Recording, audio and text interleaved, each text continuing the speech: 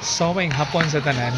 So karong hapunan no, mukuha ta kadali no before ta mouli. Atong schedule karong hapunan is nata diri sa may San Roque no, San Jose, Barangay San Roque no, San Jose, Negros Oriental. No kaganina two sessions ni no in the afternoon.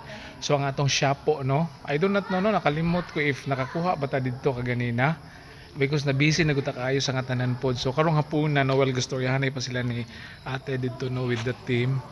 So muni nagkuha ta una no before ta manaog pod. So hopefully makakuha tag mga videos no, picture dito sa may overlooking dito nga part man gud no sa may alagyan nato no pakanaog. Okay? So akong balikon na tong schedule ko hapuna is San Roque ta no. So after na ni sa tong presentation nato.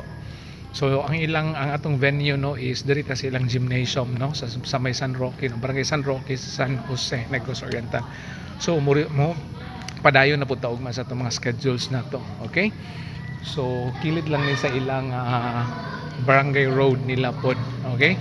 Naisi diri no kay elevated ni nga part, medyo taas-taas nga part din ni pod. Okay?